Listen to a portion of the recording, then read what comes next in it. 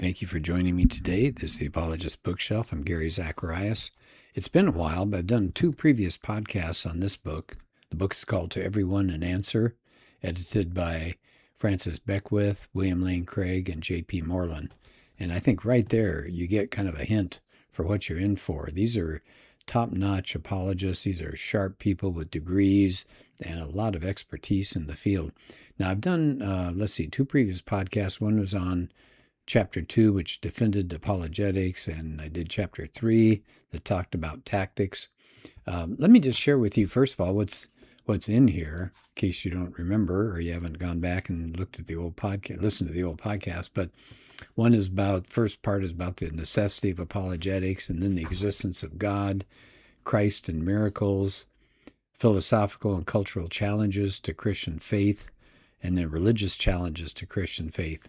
So let me just share with you first just the kind of people that are in here. Craig Hazen, Greg Kokel, Doug Guyvet, William Dembski, Paul Copan, William Lane Craig, Ben Witherington, Gary Habermas, Ron Nash, J.P. Moreland, Doug Groteis, Beckwith, as I mentioned.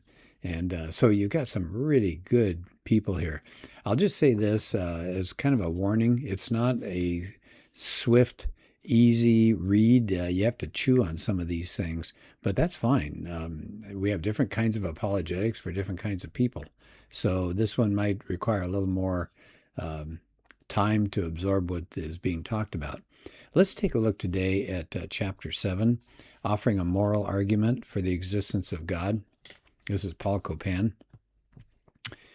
He says, well, what moral difference would it make if God didn't exist? And he said, some people are going to say, well, not much. Atheists can be just as moral as believers. We can be good without God. He says, well, take a look at the United Nations Universal Declaration of Human Rights. That was 1948. And it just assumes the point of view without any reference to God. It says all human beings are born free and equal in dignity and rights. They're endowed with reason and conscience and should act toward one another in a spirit of brotherhood. Okay, that's all good, isn't it? The U.S. Declaration of Independence says we hold these truths to be self-evident, that all men are created equal, that they're endowed by their Creator with certain unalienable rights. He says if you take a look at these 2 documents, he said, one grounds human rights and dignity in being created by God. That's the Declaration of Independence. But the UN Declaration just says we have human equality, we have human dignity, but no reason for intrinsic human value. So I think that's a good point. So he's going to argue that there is a God, and that first of all, that there are such things as moral values, and that we have dignity as people because we're made in the image of God. So he starts off, he says, he calls it a good rule of thumb about morality. Don't believe people who say murder or rape may not really be wrong.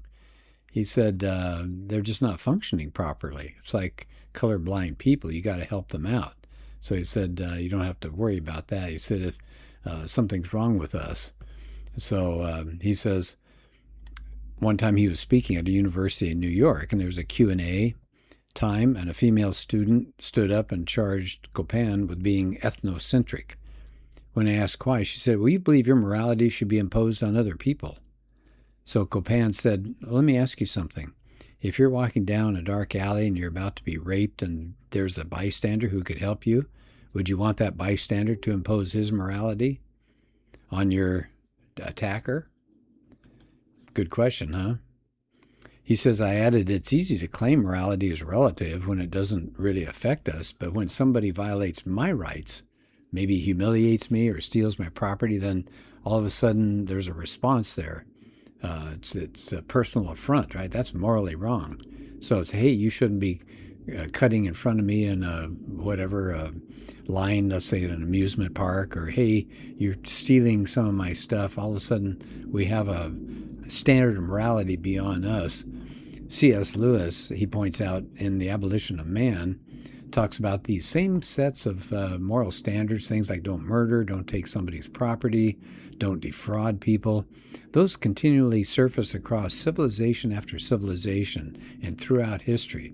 He says moral principles like these are discovered. They're not invented. And he says the idea of moral reform makes no sense. Why would you have moral reform? So he says objective moral values do exist and we can recognize them. He says, sure, there's some gray areas, but that doesn't mean that we can't recognize general moral principles. So you begin with the clear when you're looking at moral judgments, and then you move to the unclear, not the other way around. Just because he says there's some moral uncertainty in some places or some ambiguity, that doesn't get rid of the morally obvious. He quotes Dr. Samuel Johnson, English writer. He said, the fact that there is such a thing as twilight doesn't mean we can't distinguish between day and night. Yeah, I think that's a good point. So Copan then has what I think is really powerful. He has a table. It's a big list to show that theism offers a superior explanatory context than naturalism to account for objective moral values and human dignity and things like that. He says theism is the more natural context for those features. So he says if you think about atheism, or what would you call it, naturalism, it's impersonal, non-conscious, valueless, deterministic processes. He says, based on that, the atheist is pretty hard-pressed to account for personal, self-conscious, valuable, morally responsible people. So I wanted to share with you, give me a minute here because I think it's worthwhile. This is that table that he has. It's on page 114 if you have his book. It's just titled Naturalism versus Theism. Which context best explains the phenomena we observe? So he has this list of things we observe, and what would the theist say, and what would the naturalist say? So here's the first one. Think about people. We are self-conscious. Now, what is the theist view? Well, God is self-conscious. So that seems to tie in pretty well, that he would create beings like him. The naturalist view is the universe was produced by mindless, non-conscious processes. So somehow consciousness comes out of non-consciousness. That seems counterintuitive, doesn't it? How about another point about people? Personal beings exist. Theist view, God's a personal being. What's the naturalist view? The universe was produced by impersonal processes. So here we go again. The naturalist view says impersonal processes led to personal beings. So that doesn't sound right. Here's a third thing. We believe we make free personal decisions or choices. Now, what would the theist view of that be? Well, God is spirit and a free being. He can freely choose to act. Naturalist view, we've emerged by deterministic processes and forces that are beyond our control. So again, I think the way we are, that we believe we make free personal decisions, lines up far better with a theistic background. Here's another point. We as humans trust our senses and rational faculties as generally reliable. Why would we think that? Well, from a theistic perspective, we have a God of truth and rationality. But for the naturalist, our belief is just helping us survive because it's just built into our evolution. A number of these could be completely false. Here's another point. Human beings have value. We have dignity and rights.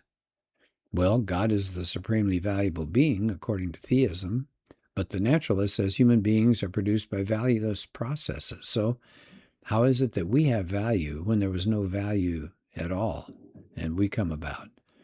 We say objective moral values exist. Well, the theist says God's character is the source of goodness. What does the naturalist say? The universe was produced by non-moral processes. How does morality come out of non-morality? Here's another view. We look around, we say, well, life emerged. And we say, as a theist, God is a living, active being.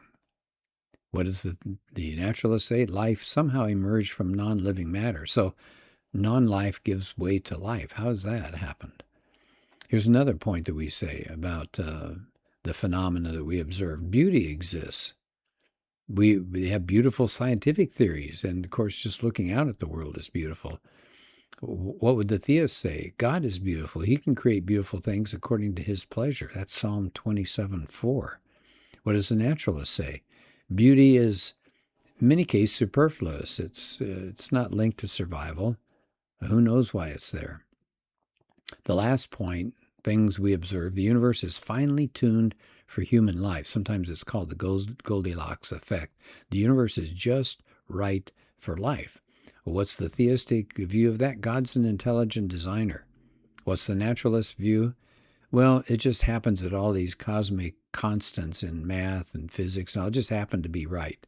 If you have enough time and you have enough worlds, you're going to get a finely tuned world. Eventually, it'll come out of this.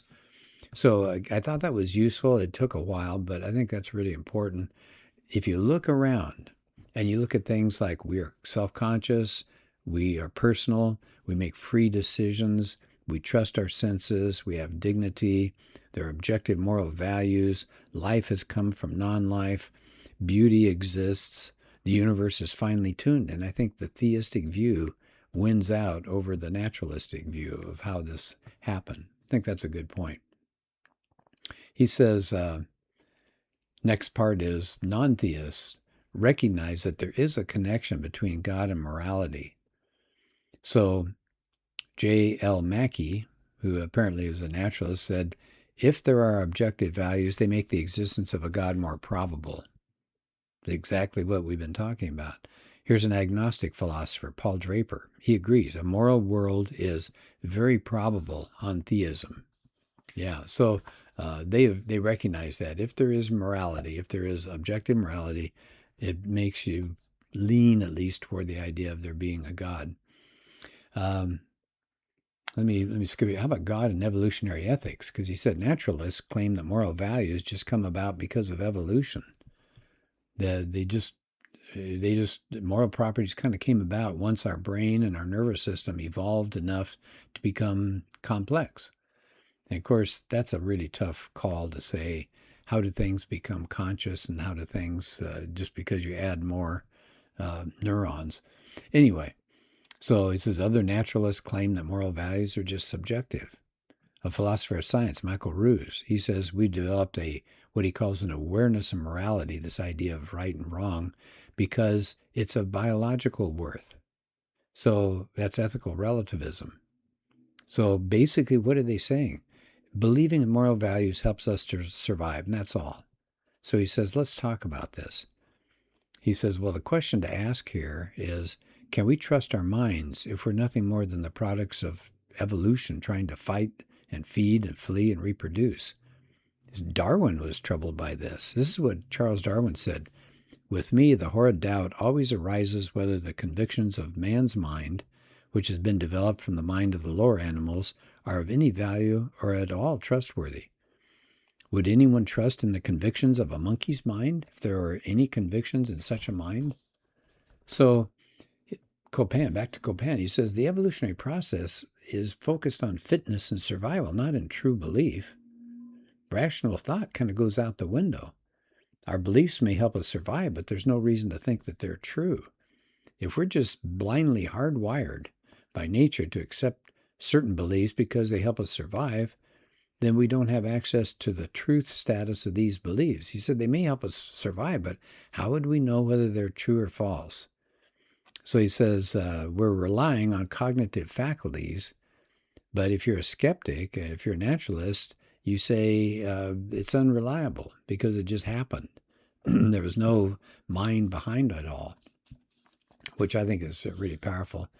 He says naturalism doesn't inspire any confidence in our belief-forming mechanisms. In fact, he says naturalism has a potential to undermine our conviction that rationality and objective moral values exist. So he says if our beliefs, our moral beliefs especially, if they're just survival-enhancing byproducts of Darwinian evolution, why think that we really do have dignity or rights or obligations or that we're thinking rationally? But he says a theistic view of the world does away with that. It assures us we can know moral and rational truths, even if they don't contribute to our survival. So that's pretty much what he has covered in this book, this chapter. And at the end, Copan says, unlike that United Nations Universal Declaration of Human Rights, remember we read that at the beginning of the podcast here, it just takes human rights and moral obligations for granted.